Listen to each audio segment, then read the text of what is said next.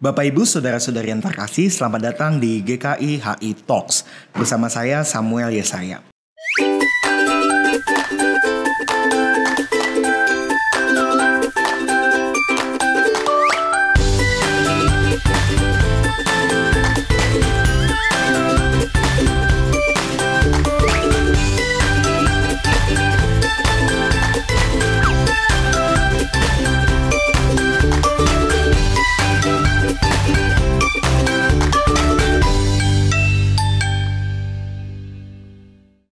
Pada kesempatan kali ini kita kedatangan seorang narasumber yang mungkin kita semua cukup kenal.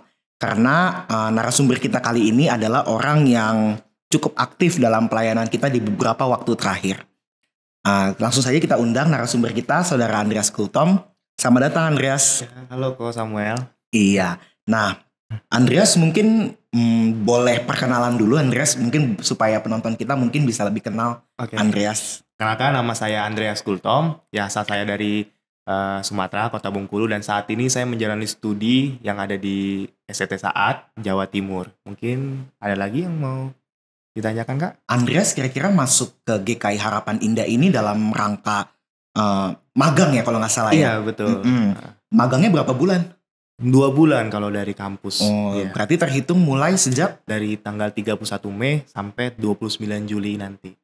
Oh, Iya. berarti sebentar lagi udah selesai Sebentar dong lagi ya? selesai. Oke. Iya. Kira-kira berarti Andreas dalam waktu yang 2 bulan ini kan waktu yang cukup singkat lah ya.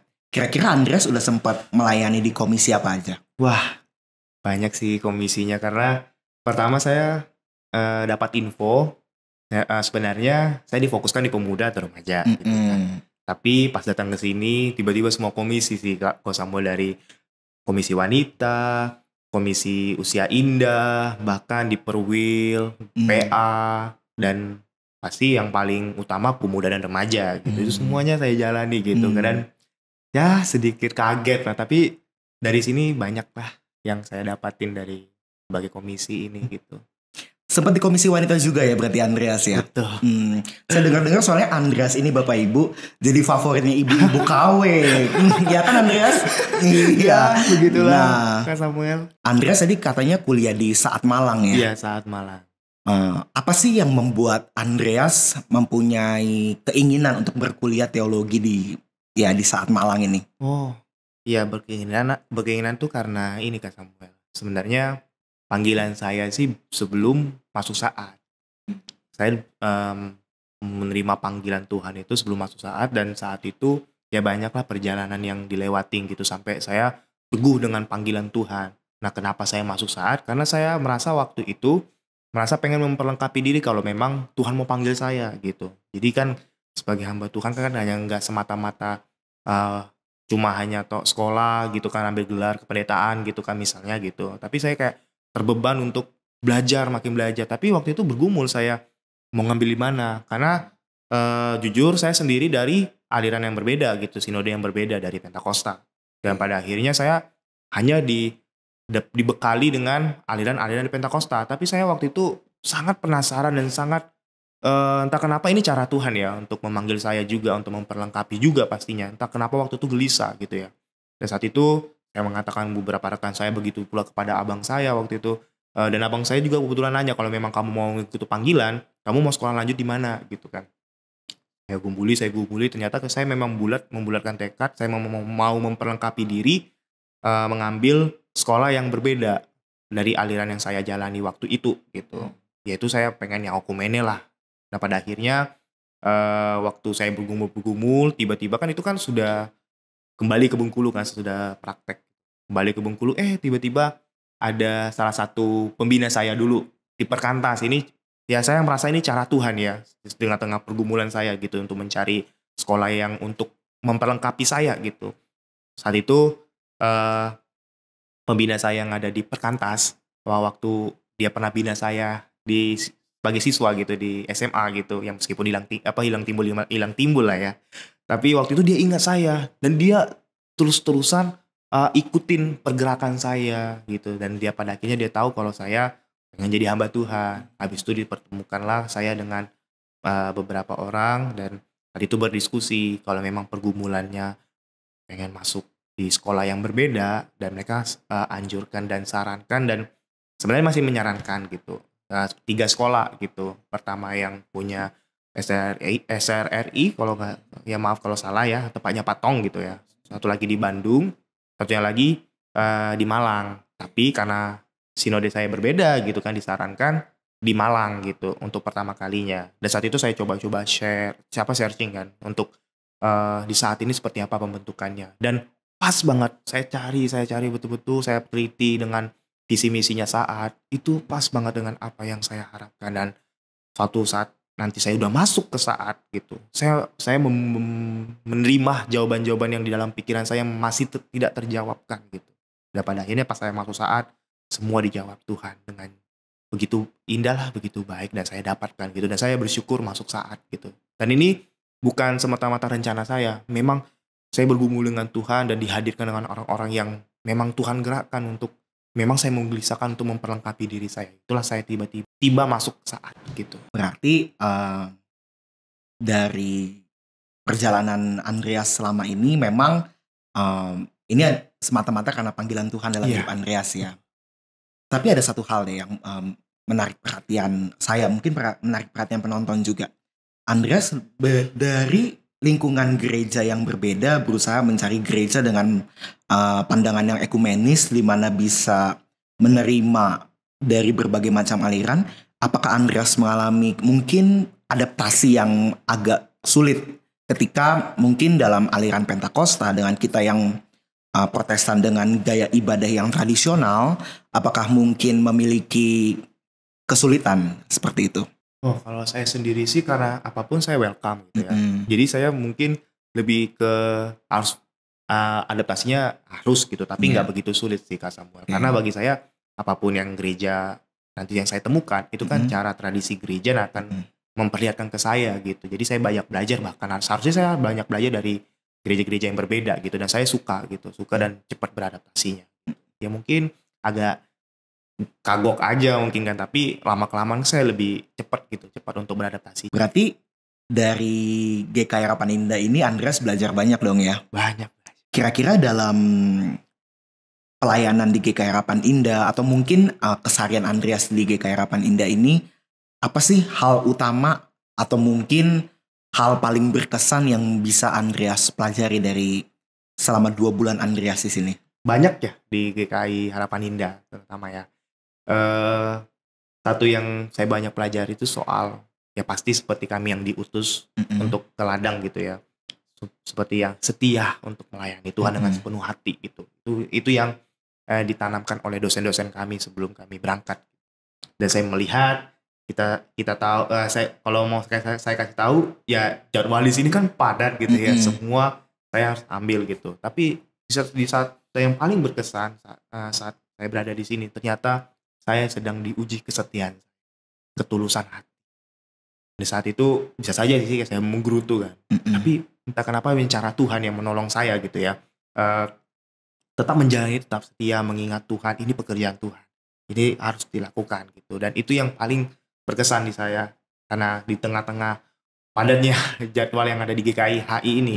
Yang kedua, mengenai yang paling berkesan sih, saya dipercayakan pelayanan yang sebenarnya saya nggak pernah. Saya memang seringkali berkecimpung dengan pemuda dan remaja gitu, tapi di komisi lain saya dipercayakan, dan saya mikir seharusnya saya yang perlu banyak diajari, bukan saya mengajari mereka. Tapi satu hal yang saya dapatkan gitu ya, kita sebagai hamba Tuhan ya, yang bukan masalah usia dan sebagainya gitu, tapi bagaimana kita memberitakan firman itu ya sesuai dengan kebenaran. Dan situ saya dibantu oleh beberapa mentor saya gitu ya, Boksu Haryanto, Boksu Hendy, dan Bu Iwan gitu kan, untuk menuntun saya, jangan merasa insecure karena masih muda gitu, tapi kamu tetap untuk memberitakan kebenaran. Oh iya ya, saya waktu disampaikan oleh dosen saya, fokusnya kita mau melayani Tuhan dan menyampaikan kebenaran. Jadi belajar dari situ gitu. Ya, jadi saya langsung mengingat ya, hal yang kedua yang terkesan itu soal saya dipercayakan di berbagai bidang. Dan mungkin ini cara Tuhan untuk memperlengkapi saya kembali. Siapa tahu di gereja lain ya saya mendapatkan kesempatan itu kembali, dan saya udah ya udah nyaman gitu, udah nyaman dan terbiasa gitu ya. Jadi nah itu yang paling berkesan untuk hal yang kedua. Mungkin hal yang ketiga yang paling berkesan selama pelayanan di sini soal kekeluargaannya. Jujur ini kekeluargaannya tuh hangat banget. Hangat sekali. Kayak di welcome. Ya mungkin juga saya juga terlalu aktif juga ya, terlalu aktif dari bertindak segala macam gitu kan. Tapi nggak tahu bagaimana tanggapan orang lain gitu kan. Tapi saya merasakan kehangatan dari jemaat di GKI HI gitu. Bahkan semangat, dukungan itu tuh diberikan gitu. Bahkan ada juga yang berbagi suka dan duka gitu, dan saya mempelajari gimana iya ya sebagai hamba Tuhan juga memperhatikan mereka juga gitu, dan saya betul-betul dilatih sebagai hamba Tuhan selayaknya hamba Tuhan. Oh jadi seperti ini ya Tuhan gitu. Banyak menghadapi hal-hal yang tidak saya duga gitu. Itu sih yang saya paling berkesan di GKI HI ini. GKI Harapan Indah dengan jemaatnya yang banyak dan majemuk ini cukup welcome ya. Cukup welcome. Beberapa komisi ini ya kita sempat bekerja sama waktu itu di komisi anak ya Andreas ya. Betul, betul. Waktu itu Bapak Ibu Andreas ini sempat menjadi cosplay. Dia cosplay menjadi apa Andreas mungkin? Tuhan Yesus. Iya. Tapi saya bukan Tuhan Yesus ya. Waktu itu cosplay menjadi Tuhan kita Yesus Kristus.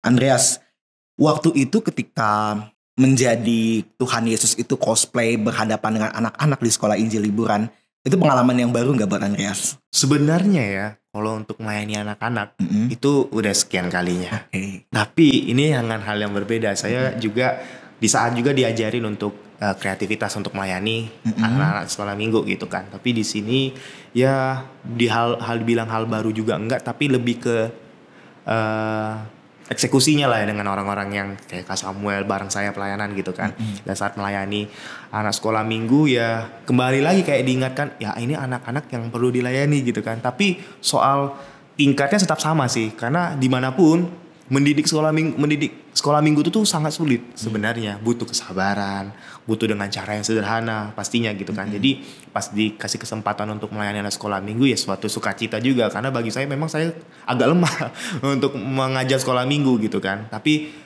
dari sini saya belajar lagi gitu. Ini bukan sekian kalinya, tapi ini bukan pertama kalinya, tapi ini sudah kesekian kalinya. Berarti dulunya Andreas juga sudah sempat aktif pelayanan di berbagai bidang ya waktu di Bengkulu sana. Iya betul. Berarti dengan adanya sekian rangkaian pelayanan dan berakhir pada Andreas terpanggil.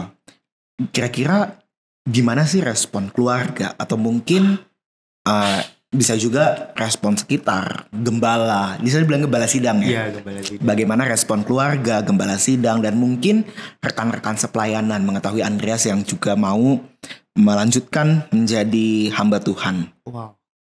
Ini harus diekspos betul-betulan gitu, karena takutnya agak menyinggung yang lain gitu. Senyamannya kan. Senyamannya aja ya. Ya, kalau saya bersyukur saat saya menjalani panggilan Tuhan, bahkan sudah dipanggil Tuhan, memang saya yakin Tuhan memanggil kita di tempat-tempat yang mungkin secara pikiran kita tidak ideal, tidak layak, sebagainya gitu kan. Tapi saya yakin dengan panggilan Tuhan. Nah, soal saya mau melayani Tuhan dan menjadi hamba Tuhan gitu, saya bersyukur pertama orang tua saya mendukung. Ya meskipun waktu itu heran mereka kan, soalnya jujur ini singkat cerita, saya dulu nggak pernah kepikiran menjadi hamba Tuhan. Dan orang tua tuh pada kaget, karena waktu saya datang ke Palembang pun memang cita-cita saya bukan jadi hamba Tuhan. Saya waktu itu pengen bertobat gitu, sesuai yang sudah orang tua anjurkan terus menerus, dan Tuhan bukakan hati saya untuk mau ditegur gitu, mau dilemburkan hatinya. Dan habis itu saya mau mengambil pendidikan di situ, karena orang tua juga mungkin dalam tanda kutip sudah bingung mau mengajari saya bagaimana gitu kan. Nah jadi dikirimlah ke sana, dan saya menjadi orang yang betul-betul mau bertobat gitu. Pada akhirnya memang panggilan dapat di sana gitu, tiba-tiba gitu, dengan kerinduan yang saya uji kan. Tapi soal pelayanan di panggilan Tuhan ini, waktu saya mengatakan saya mau mengikut Tuhan, mau melayani Tuhan, orang tua kaget. Karena waktu saya menjalankan pertobatan saya memang pengen mengejar cita-cita saya, Kak Samuel. Jadi apa tuh? Jadi keanggotaan kepolisian. Oh. Iya. Semua disusun, berkas-berkas sudah disusun. Pas sampai mama nanya, Andre ini udah siap, jadi kamu udah betul-betul siap nggak untuk menghadapi ini gitu. Siap, pertama gitu. Tapi lama-kelamaan itu semua sirna gitu. Memang saya yakin rencana Tuhan tuh beda dengan rencana saya. Dan satu ketika waktu tepat mau kelulusan waktu itu ya, kelulusan di Palembang ya. Orang tua nanya kembali, gimana? Sudah matang? Situ saya terdiam sejenak, saya langsung jawab dengan spontan. Enggak, Mak. Saya mau ikut Tuhan. Semua di rumah tuh kaget. Diam sejenak berapa menit gitu. Aku panggil-panggil kan, Pak, Mah gitu. Kenapa gitu? Enggak jawab gitu kan. Tiba-tiba udah berapa menit baru dijawab. Kamu serius, Andreas? Mau ikut Tuhan? Ikut Tuhan tuh gak enak. Kamu lihatlah papa dan mama itu. Gak enak kata. Ya saya mau ikut Tuhan. Karena saya memang udah bergumul kan. Sampai pengetahuan mereka saya udah bergumul soal itu. Ya saya juga sebenarnya ini dari kerinduan tiba-tiba gitu kan. Kalau memang soal cita-cita memang saya pengen jadi anggota kepolisian. Dan saya bersyukur waktu mereka memang kaget. Mereka memang tidak kepikir gitu kan soal kalau Andreas mau mengeluarkan dari mulutnya untuk bilang melayani Tuhan, mau ikut Tuhan. Situ mereka senang pada akhirnya. Senang kayak sedih juga gitu. Jadi papa mama pendeta juga? Ya memang pendeta papa mama. Ya pendeta, tapi mereka tidak memaksa saya untuk menjadi hamba Tuhan. Karena kami semua, saya ada 3 bersaudara dan kami gak dipaksa untuk menjadi hamba Tuhan. Ya kejar cita-cita aja gitu, gak apa-apa gitu. Yang penting apapun pekerjaannya melayani Tuhan kan pastinya gitu. Tapi saat itu papa gak pernah maksa dan mereka kaget gitu. Dan mereka heran, kok bisa secepat itu gitu kan. Dan mungkin ini cara Tuhan untuk memanggil saya gitu. Dan pada akhirnya ya saya didukung sama orang tua. Sampai saya ke saat orang tua tetap mendukung. Ya meskipun ini beda aliran tetap mendukung. Ya cuman yang menjadi pergumulan saya melayani Tuhan ini mungkin kelemahan-kelemahannya yang banyak. Ya tidak terima kalau saya belajar di tempat lain. Begitu. Itu dari rekan-rekan sepelayanan? Bukan hanya rekan sepelayan, tapi beberapa hamba Tuhan yang ada di sana, di Sinode GBD menolak saya gitu. Menolak untuk pendidikan di sana. Tapi saya nggak tahu apa yang terjadi dalam hati mereka. Tapi kalau saya lihat waktu itu mereka nggak setuju kalau saya sekolah di saat. Karena mereka lihat itu beda hal. Tapi kita percaya ya, dimanapun Tuhan menempatkan kita, Tuhan juga yang akan memperlengkapi dan menumbuhkan kita. Saya setuju itu. Berarti kalau misalkan saya tarik ceritanya Andreas tadi, begitu lulus kuliah langsung masuk nih ke saat. Oke. Ketika di dalam saat ini udah jalankan teologi gitu-gitu, kira-kira ada nggak ya kayak mungkin terpikir untuk gue ngapain di sini gitu loh, kayak mundur gitu, ada nggak? Mungkin lewat nggak ya pikiran-pikiran yang kayak gitu, kayak mungkin tipikal anak-anak Gen Z yang ngerasa salah jurusan tuh biasanya tuh. Iya, seperti saya bilang tadi, kalau saya udah melayani Tuhan, ya saya nggak bakal mundur pastinya. Tapi kalau soal mundur itu pernah 1 kali, tapi bukan di saat, tapi sebelum masuk saat. Ini cerita yang paling menguras emosi saya waktu itu. Karena saya waktu itu sudah selesai praktek dari Palembang. Saya ragu karena jujur latar belakang saya kan beda ya Kak Samuel. Saya orang yang mungkin termasuk orang yang bukan orang yang bukan baik, orang baik gitu. Nah, dalam arti sebenarnya nggak masuk hitungan saya. Sebenarnya begitu. Mungkin saya lebih dianggap orang-orang yang nggak perlu diperdulikan gitu kan, karena saking bandelnya gitu kan, saking bandel, saking nakalnya gitu kan. Dan sekitaran saya sudah tahu saya seperti apa. Mereka yang tahu saya seperti apa gitu.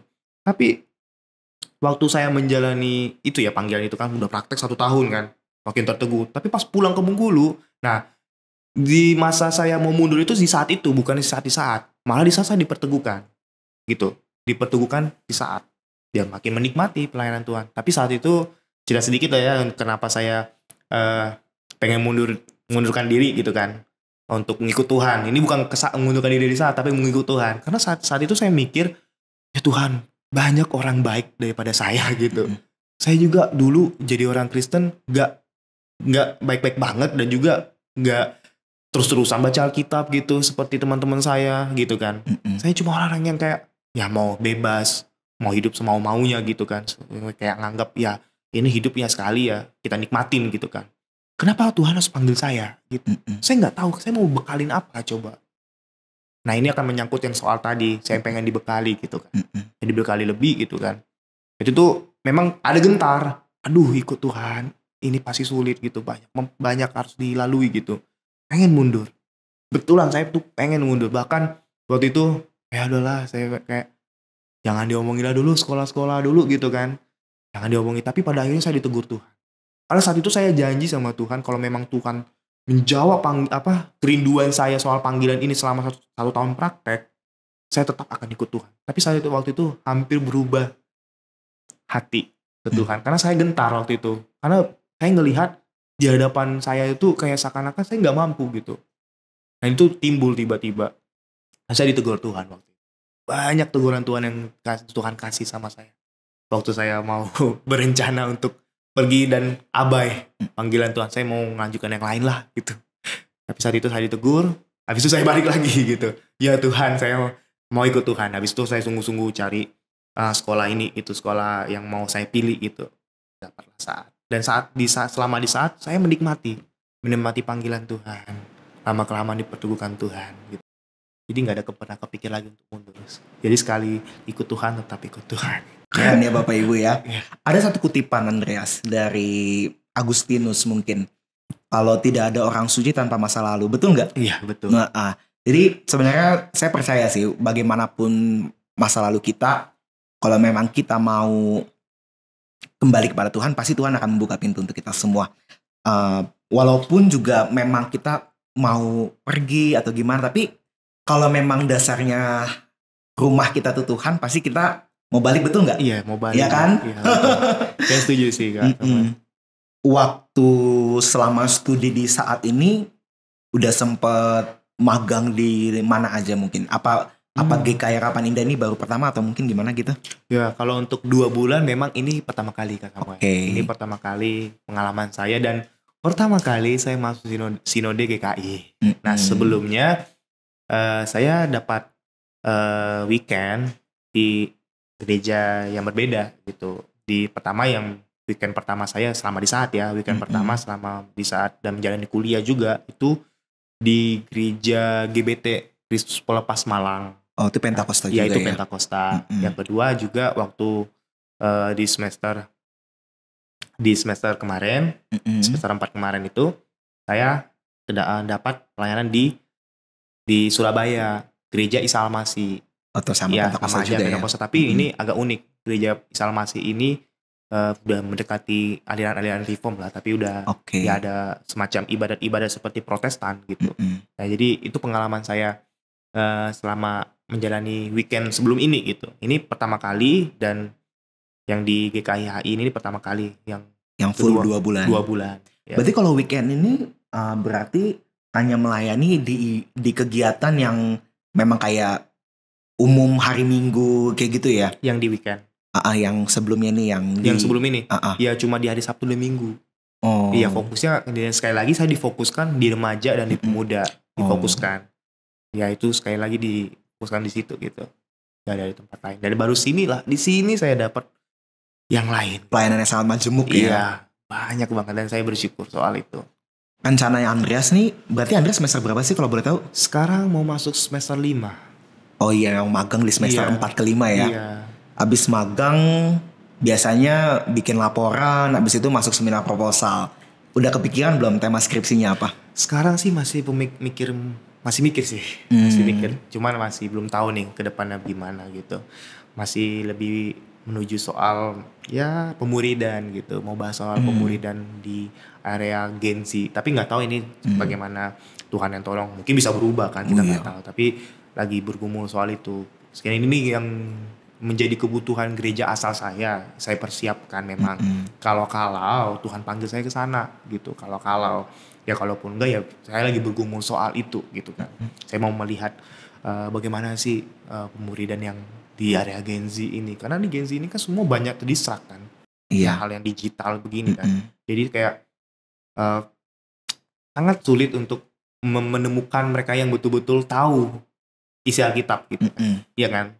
Namanya kan memurid kan. Seharusnya seperti murid ya. Kayak di sekolah kita tahu pengetahuan yang diajarkan guru gitu kan. Tapi kenapa banyak di Gen Z ini sulit untuk memahami. Jadi saya mau pengen menggali. Mungkin saya mendapatkan insight yang lebih bagus gitu kan. Untuk wah dengan praktik-praktik yang begini nih. Dengan hal yang seperti ini nih. Yang saya dapatkan mungkin nanti di skripsi nanti. Tapi gak tahu nanti ke depan gimana. Bisa jadi berubah sih Kak Samuel gitu. Berarti dari sekeliling kita Andreas mendapatkan mungkin memang anak-anak Gen Z sekarang itu concern atau mungkin perhatian terhadap kitab suci itu kurang ya. Kurang ya. Oke. Tapi kira-kira nih Andreas dalam sepanjang Andreas kuliah di saat ini nih, dalam pertemanannya, dalam mungkin pergaulan di lingkungan yang teologi itu ya, itu Andreas ngerasain gak ya, misalkan kayak pasti kan namanya juga sekolah teologi akan berada dalam lingkungan majemuk yang ekumenis juga dari teman-teman mungkin dari berbagai macam aliran dan denominasi masuk ke situ. Bagaimana Andreas mungkin dalam keseharian di saat mungkin ketika ada beribadah atau mungkin perlu untuk ada persekutuan yang mungkin ya Andreas namanya ya di situ ya. Itu kira-kira bagaimana untuk Andreas bisa menyelaraskan dengan rekan-rekan begitu? Ya. Apakah kadang ini bukan concern sih, lebih kayak bingung juga apakah mungkin ibadah yang kali ini nuansanya karismatik, minggu depan tradisional, minggu depannya lagi gimana gitu.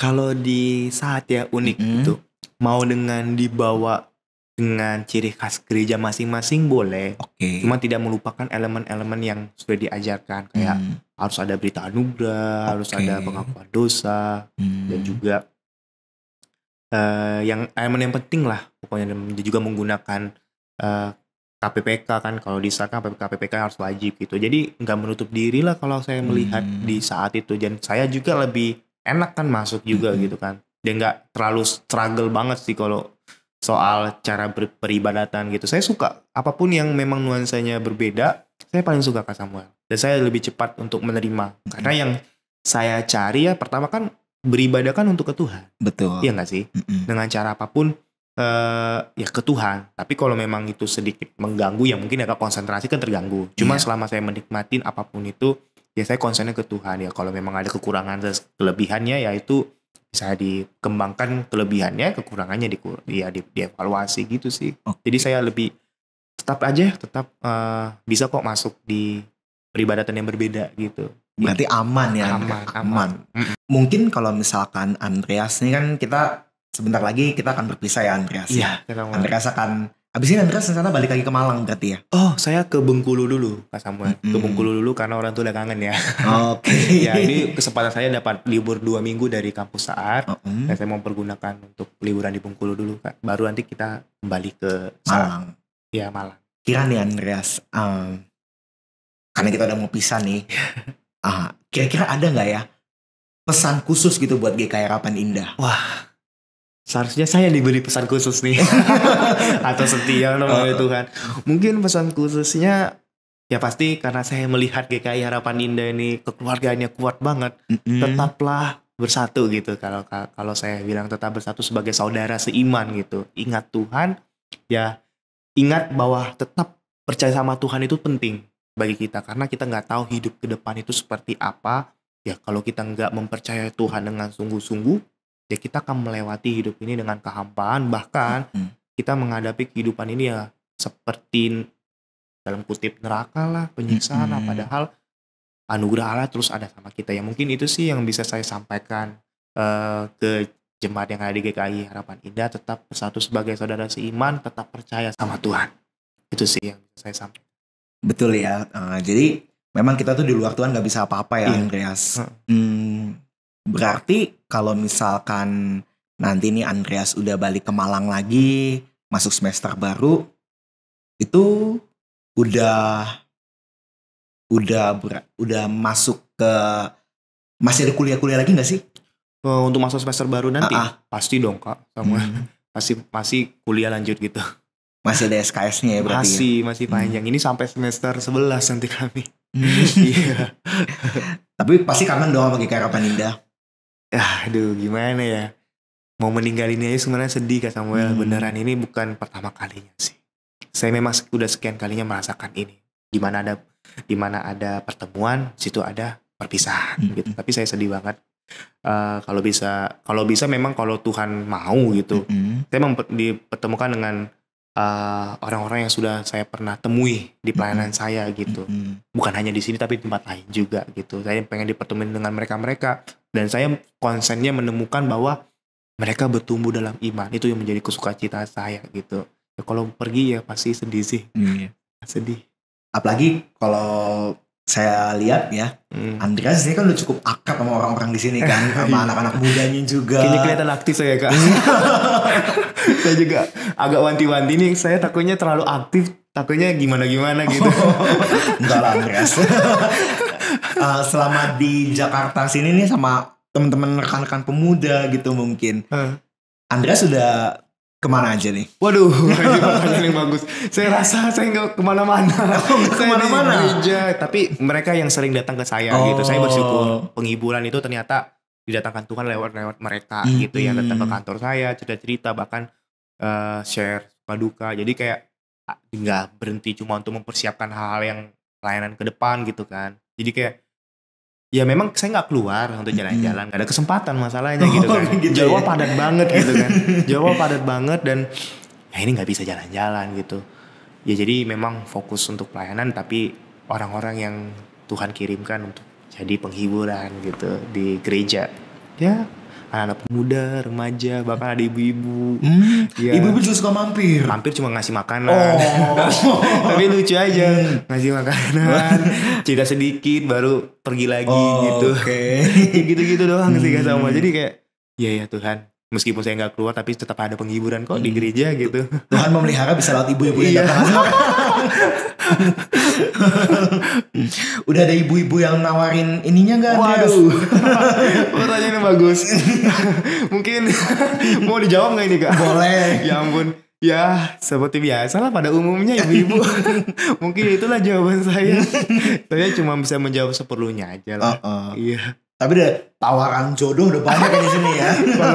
Kalau jodoh sih nantilah Kak Samuel. Saya juga kalau diperhadapkan dengan jodoh mungkin saya lebih memilih fokus kuliah aja dulu. Iyalah. Saya tetap mencari, tapi saya bersyukur kalau memang dikenalkan ya udah apa siapa tahu. Siapa gitu. tahu ya. Siapa tahu itu jadi pilihan ya. Aduh, bercanda ya ibu. Nah, jadi berarti setelah ini Andreas akan kembali, terus juga Andreas akan melanjutkan kuliah. Kita sama-sama berdoa ya supaya Andreas bisa setia sampai akhir. Amin. Dan setelahnya Andreas mau lanjut menjadi hamba Tuhan kan? Pasti dong. Oke. Yang bantuan, tapi kita nggak tahu nanti ke depan mau Tuhan taruh di mana, atau jadi penginjil di tempat-tempat lain, atau jadi misionaris, kita nggak tahu gitu, atau jadi dosen, kita nggak tahu juga. Saya tetap untuk membekali diri lah dulu, membekali diri. Nanti untuk ke depan gimana kita nggak tahu gitu. Oke. Andreas ada kepikiran mungkin untuk studi lanjut gitu? Untuk sesudah dari satu ini ya? Iya. Saya baru pikiran untuk studi lanjut. Oke. Ya. Semoga Tuhan yang melengkapi, Tuhan juga yang memampukan ya Andreas. Ada saran gak nih Andreas? Mungkin buat teman-teman kita nih, orang-orang penonton kita nih di GKI High Talks yang mungkin sebenarnya mereka tuh punya panggilan dari Tuhan. Mereka tuh merasakan kayak sebenarnya nih gue pengen nih kayak gini, menjadi hamba Tuhan, atau mungkin mereka terpanggil untuk melakukan suatu pelayanan, tapi di satu sisi mereka juga ada keraguannya termasing-masing. Kira-kira ada nggak Andreas? Dari Andreas yang untuk sampai di titik ini melewati begitu banyak persoalan. Iya. Saya ngerti sih ketakutan orang-orang yang sedang dipanggil Tuhan ini untuk melayani gitu ya. Takutnya banyak waktu tersita, nggak ada dapat, apalagi mau soal ekonomi gitu ya. Tapi saya rasa mungkin lebih ke ini saya bawa untuk menjadi saran buat mereka. Kalau sekali Tuhan yang panggil, jangan pernah nolak. Karena Tuhan itu mau ngasih rancangan yang lebih besar buat kita. Saya secara pribadi, saya waktu saya ceritakan soal saya mau kabur waktu itu kan. Tapi saya baru sadar ternyata Tuhan tuh mau panggil saya juga, bukan hanya untuk melayani orang-orang berjemaat yang sebagai Kristen. Tapi orang-orang yang mungkin seperti teman saya. Teman saya tuh banyak orang-orang yang belum mengenal Tuhan. Dan mungkin itu cara Tuhan untuk memanggil saya juga, bukan hanya menyelamatkan saya. Mungkin menjadi dampak untuk rekan-rekan yang mungkin setongkrongan saya dulu gitu, yang seharusnya mengenal Tuhan juga. Dan saya suka pikir saat itu ya, kalau mau Tuhan panggil kita, memang ada rencana lebih besar yang mau Tuhan kasih ke kita. Ini baru satu yang saya pahami. Mungkin ada hal yang lain gitu kan, yang mungkin Tuhan mau persiapkan dengan saya gitu. Mengikut Tuhan atau menjawab panggilan ini tidak perlu cepat-cepat menolak gitu. Karena seharusnya sadar gitu kan, seharusnya bersyukur ya teman-teman yang mendapat panggilan Tuhan gitu. Teman-teman Kristen dan saya sejak kecil yang setia beribadah kepada Tuhan. Jangan insecure gitu. Jangan insecure soal ya aku bisa apa, Alkitab aja jarang untuk baca gitu kan. Kalau nggak Natal Paskah aja bukanya, mungkin gitu kan. Tapi jangan insecure gitu kan. Kalau sudah Tuhan panggil, Tuhan punya rencana. Punya rencana yang lebih besar. Jadi jangan cepat-cepat nolak, ikut aja panggilan. Itu yang kita akan rasakan bagaimana Tuhan bekerja dalam hidup kita. Seperti yang saya rasakan sekarang gitu. Apakah saya pintar? Enggak juga. Apakah saya tiba-tiba masuk saat langsung menjadi maha pintar gitu? Nggak bisa juga gitu kan. Saya menjalani proses panggilan, pembelajaran dan sebagainya. Tapi saat dipanggil Tuhan, ya jawablah panggilan yang Tuhan kasih gitu. Entah kita mau dikirim kemana, kita nggak tahu gitu. Yang pasti semua Kristen dipanggil pasti kan. Orang Kristen itu kan dipanggil. Tapi kalau untuk soal panggilan khusus ini, suatu keistimewaan buat kita. Karena kita dipanggil untuk menyampaikan firman Tuhan. Dan ini nggak banyak. Sebenarnya nggak banyak gitu yang dipanggil Tuhan untuk ini. Tapi kalau sekali dipanggil, itu suatu kebanggaan. Bukan karena banggaan karena kita, tapi memang ada yang mau Tuhan kerjakan dalam hidup kita untuk menjadi berkat buat orang lain. Itu sih Kak Sam. Anak kecil yang bawa 5 roti dan 2 ikannya bisa dipakai Tuhan, apalagi kita ya. Betul. Nah tuh Bapak Ibu saudara-saudari, kalau ada panggilan Tuhan, kita jangan tinggalin, jangan mangkir ya Andreas ya. Betul Kak Samuel. Nah Bapak Ibu saudara-saudari, kita sudah sampai di penghujung acara GKI High Talks bersama saya Samuel dan saya Andreas Gultom. Sampai jumpa di episode selanjutnya. Dadah.